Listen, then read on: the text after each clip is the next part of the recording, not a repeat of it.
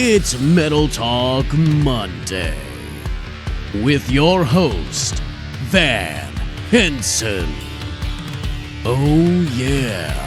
Today we're on a mission to curate the ultimate Megadeth playlist. We're taking a lightning-fast trip through the discography, cherry-picking one killer track from each album to create a headbanging journey you won't soon forget. From the raw aggression of Killing Is My Business up until their most recent album, The Sick, the Dying, and the Dead, I've got your Megadeth fix covered. So, crank up those speakers, prepare to be thrashed, and let's dive into the sonic evolution of Megadeth one album at a time. But we're not going to go in order of album release this time. And there will be songs that don't belong to albums. Kind of. So this should be fun. Number 1, Holy War's The Punishment Due from Rust in Peace. We're starting off this playlist with the opening track to Megadeth's fourth album, Rust in Peace, from 1990. I always tell people to start with Holy Wars as their first Megadeth song. Some start with Symphony of Destruction from Countdown to Extinction, which is cool, but I hate that song. One time I took a 2-hour-long test and brought my iPod and it played Symphony of Destruction 6 times in a row, and I wasn't allowed to pull my iPod out to skip it. So yeah, start with Holy War's The Punishment Due. It's a super fast, amazing track that will make you shit yourself in disbelief. Number 2, Rattlehead from Killing Is My Business. For song 2, we're gonna go back to the first Megadeth album, Killing Is My Business, from 1985. This way, we can keep the pace with another killer track. But this song is just about thrashing to Megadeth. It's like that time Exodus did Toxic Waltz and said their own name.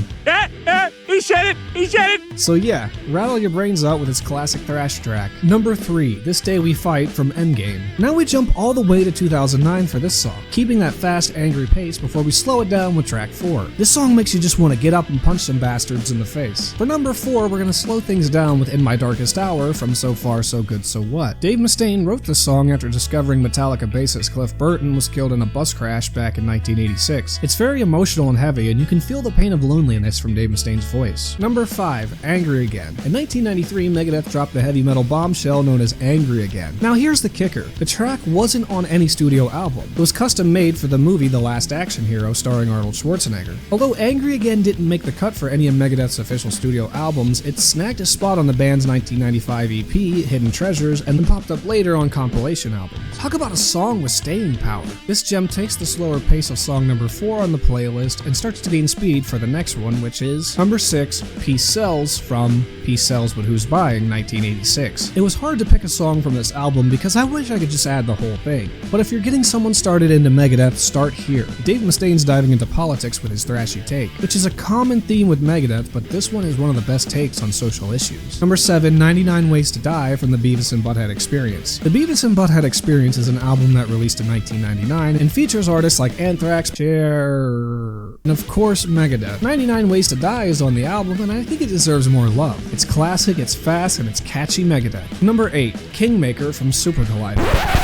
Okay, I get it. Super Collider isn't an ideal metal album to most people, but personally, I don't completely hate it. I think Kingmaker is the best song from it, honestly, and I feel like this one is pretty tame in those terms against the likes of the song Super Collider. Number 9, Dread in the Fugitive Mind from The World Needs a Hero. This song paired with track 10 play hand in hand. Dread in the Fugitive Mind is about the perspective of a thief who worries about getting caught, and the next is For Closure of a Dream from Countdown to Extinction in 1992. Slowing things down with this track, but not too much. The song is about your dreams being shattered and supposedly written due to farms being foreclosed due to corporations. I imagine Dread in the Fugitive Mind being the lead up to this as some political crook who steals from the simple man, and Foreclosure of a Dream is the outcome, switching perspectives to the victim. Number 11, Blackmail the Universe from The System Has Failed. So, can you tell that this playlist is telling a story yet? This kinda has some Peace Cell vibes going on, but this song is nice, it's thrashy, and the lyrics stick to you like a dagger. Number 12, Time the End from Risk. Released as a risk because Megadeth was leaning more towards pop metal type music at the time and separating from thrash metal. I think this is the best track from the album, to be honest, and I think it fits this playlist as well. Number 13, She-Wolf from Cryptic Writings. Cryptic Writings is the prelude to Risk, but in this case I flipped the albums around. She-Wolf is a bit poppy, but I still love this song. Starting with that chugging and going right into the awesomeness, it's one of Megadeth's catchiest songs ever. Number 14, The Threat Is Real from Dystopia. A lot of the songs on this album start off stuff interesting with sound effects or orchestral pieces. I picked The Threat Is Real as a good pick in keeping the themes and the pace of this playlist. Number 15, Washington Is Next from United Abominations. Another political song from Megadeth that just kicks ass and stings.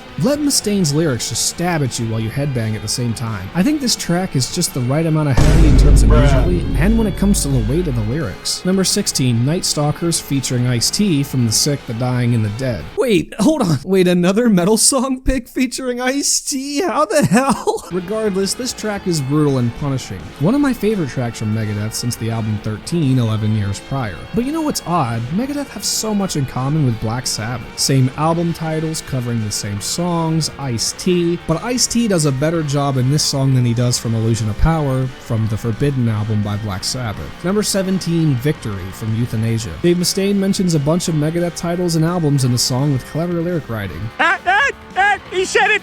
We're going towards the end of the playlist, and I thought this would be fitting because you just listened to a few of the songs that he mentions, and it just feels cool hearing what you just heard all in one song. So with the last song, we're gonna go with 13 from 13. This is one of my favorite songs ever, not just by Megadeth, but ever. I relate to the lyrics a lot, but also I just feel like it's a good playlist closing. And it includes the chord pattern from In My Darkest Hour, the solo from Sweating Bullets, and it just incorporates so much of what you just heard. And it's about Megadeth's 13th album and everything leading to that point. So there you have it, metalheads. 18 tracks of Megadeth that I think you'll enjoy. I'll have a link in the description for a Spotify playlist. I mean, hopefully Spotify allows me to use only these 18 songs and doesn't start adding shit like they always do. Let me know your favorite tracks by Megadeth. Anything I could have included or not included? Let me know. Until next Monday, metalheads. Metal Talk Monday. Oh yeah.